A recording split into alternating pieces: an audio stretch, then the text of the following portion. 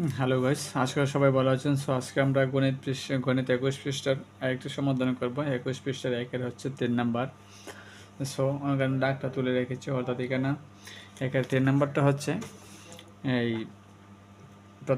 এই যে 3 নাম্বারটা, একের 3 নাম্বারটা ওই অঙ্কটা আমরা কী করবো, সলভ করবো। যেহেতু আমরা এখানে প্রতীক চিহ্ন বসাবো, এই জন্য আমরা দুইটাকে বাম দুইটা পক্ষ করলে সুবিধা হবে, এই জন্য আমরা বাম পক্ষ করবো, একটাকে ডান পক্ষ। আমরা প্রথমে অংশটাকে আমরা লিখলাম বাম পক্ষ, যেটা এটা লিখলাম দ্বিতীয় বন্ধনী বাঘ। সো আমরা দেখতেই পাচ্ছি এখানে দ্বিতীয় বন্ধনী দেওয়ার প্রথম বন্ধনীর কাজটা যেহেতু করতে হবে, এই জন্য প্রথম বন্ধনীর ভিতরে কী দেওয়া আছে, 13 যোগ হচ্ছে 5 অর্থাৎ হচ্ছে 18।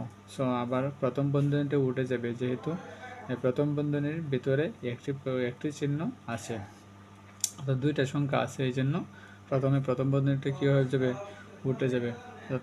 13 যোগ হচ্ছে 18, তারপর হচ্ছে বাঘ চিহ্ন আছে, বাঘ চিহ্ন বসাইছেন, 3 আছে 3 বসাইছেন, দ্বিতীয় বন্ধনীর শেষ বিয়োগ হচ্ছে 4। তারপর হচ্ছে কি 6, 18 থেকে 18কে 3 দ্বারা ভাগ করলে হচ্ছে 6 বিয়োগ হচ্ছে 4, 18কে 3 দ্বারা ভাগ করলে হচ্ছে কত 6, এখানে বিয়োগ হচ্ছে 4। দ্বিতীয় বন্ধনী উঠে যাবে, যেহেতু আর কোনো দ্বিতীয় দুইটা সংখ্যার উপরে আর কোনো সংখ্যা নাই, এই জন্য দ্বিতীয় বন্ধনীটা উঠে যাবে। 6 বিয়োগ হচ্ছে 4 সমান হচ্ছে 2। এটা এবং ডান পক্ষ হচ্ছে এটা সমান হচ্ছে 2 যোগ, এখানে আমাদের যেহেতু প্রথম বন্ধনী আছে, এই জন্য প্রথম বন্ধনীর কাজটা করে নিব, অর্থাৎ 9 থেকে 6 গেলে, অর্থাৎ 9 থেকে 6 গেলে হচ্ছে 3, প্রথম বন্ধনী উঠে যাবে, যেহেতু প্রথম বন্ধনীর ভিতরে দুইটা সংখ্যা ছিল, এই জন্য প্রথম বন্ধনী উঠে গেছে।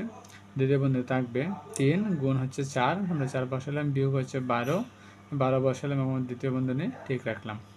তারপর হচ্ছে কি সমান 2 যোগ, এখানে আমরা কি করব, এখানে দ্বিতীয় বন্ধনীর ভিতরে 3টা সংখ্যা আছে, কয়টা সংখ্যা আছে, 3টা সংখ্যা আছে, যেমন 3 গুণ তারপর 4 বিয়োগ হচ্ছে কত 12, এই জন্য দ্বিতীয় বন্ধনী এখন উঠবে না, দ্বিতীয় বন্ধনী দেখা যাবে। প্রথমে আমরা যেহেতু গুণ এবং বিয়োগ আছে, প্রথমে আমরা গুণের কাজটা করে নেব। 3 গুণ 4 সমান হচ্ছে 12, বিয়োগ হচ্ছে 12। সো তারপর হচ্ছে কি 2 যোগ সমান হচ্ছে 0, অর্থাৎ 12 থেকে 12 গেলে হচ্ছে 0, এটাকে আমরা জানি। যেহেতু দুইটা সংখ্যা ছিল, এই জন্য দ্বিতীয় বন্ধনী উঠে গেছে, সমান হচ্ছে 2। সো আমরা দেখতে পাচ্ছি বাম পক্ষ হচ্ছে কি 2 এবং ডান পক্ষ হচ্ছে 3।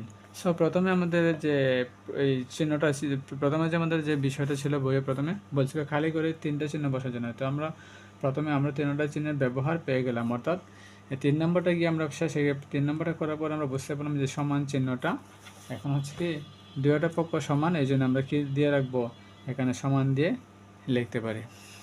সো আশা করি বুঝতে পারছেন। ধন্যবাদ সবাইকে, ভালো থাকবেন।